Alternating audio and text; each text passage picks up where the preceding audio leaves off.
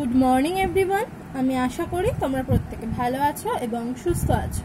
আজকে আমরা পড়ব জিকে বই, পৃষ্ঠা নম্বর 51। আজকে আমরা পড়ব তীর্থস্থানের নাম।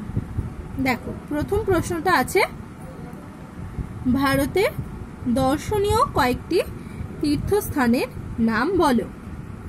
উত্তরটা দেখো কি আছে, অমরনাথ, কেদারনাথ, বদ্রীনাথ, বৈদ্যনাথ, হরিদ্বার, মথুরা, বৃন্দাবন, বারাণসী, সোমনাথ ইত্যাদি।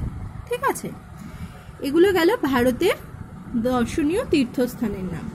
এর পরের প্রশ্নটা আছে, দেখো, পশ্চিমবঙ্গের দর্শনীয় তীর্থস্থানগুলি কি কি।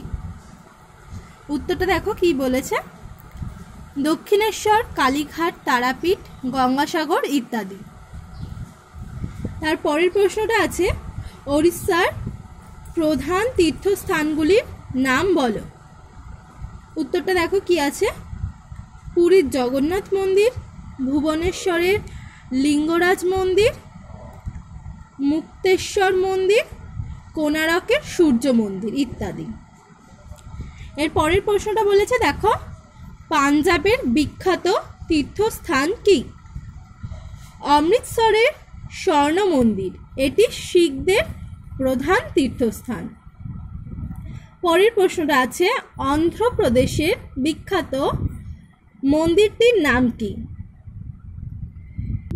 দেখো, উত্তরটা কি আছে, চিত্তুর জেলায় অবস্থিত তিরুমালা ভেঙ্কটেশ্বর মন্দির, যেটি হচ্ছে তিরুপতির মন্দির। এর পরের প্রশ্নটা দেখো কি আছে, বলেছে তামিলনাড়ুর বিখ্যাত মন্দিরটির নাম কি। মাদুরাইয়ে অবস্থিত মীনাক্ষী দেবীর মন্দির। তার পরের প্রশ্ন আছে, বৌদ্ধদের দর্শনীয় তীর্থস্থানগুলি কি কি। উত্তর দেখো কি আছে, বুদ্ধগয়া, সারনাথ, সাঁচি, কুশীনগর ইত্যাদি। এর পরের প্রশ্ন আছে, কলকাতায় অবস্থিত জৈনদের মন্দিরটির নাম কি। পরেশনাথ মন্দির। লাস্ট প্রশ্নটা আছে, দেখো, মুসলমান সম্প্রদায়ের তীর্থস্থানগুলির নাম বলো।